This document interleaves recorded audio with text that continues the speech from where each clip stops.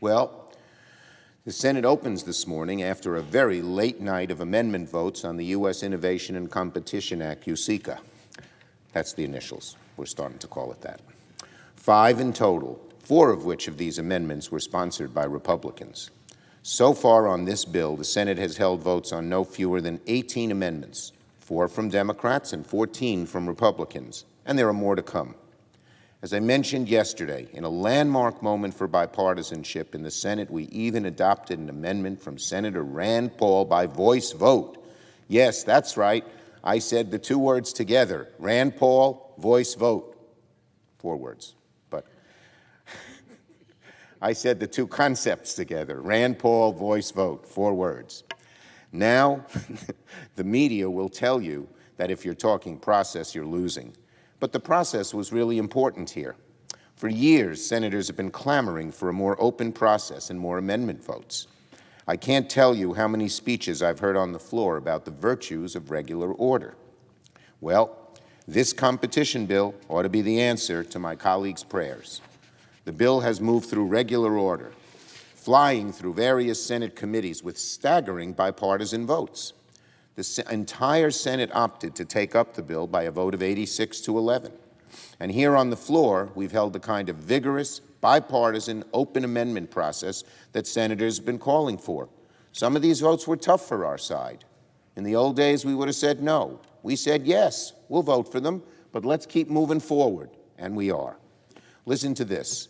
It's only May, roughly 5 months since Democrats took the majority in this chamber, and already more amendments have received roll call votes than during any of the past 4 years.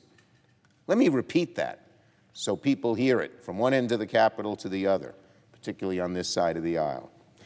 In 5 months, more amendments have received roll call votes in this Democratic-led Senate than during any of the years in which Donald Trump was president and Senator McConnell was majority leader. We have considered the competition bill in an exceedingly bipartisan way. There'll be a few final steps to take, a few final amendments to consider, but I hope my Republican colleagues have seen our commitment to developing, drafting, and perfecting this legislation in total concert with the other side of the aisle. With cooperation from our Republican colleagues, we can finish the bill today, and I hope we do. That's our intention. Because despite the lack of attention it has garnered from the press, the U.S. Innovation and Competition Act will be one of the most significant pieces of bipartisan legislation we pass in a very long time. It could be a moment in history that future generations look back on as a turning point for American leadership in the 21st century. Everyone knows the federal government's commitment to science and technology has been slipping for decades. We've been complacent at the top of the global heap, and our position as the world's economic leader is teetering.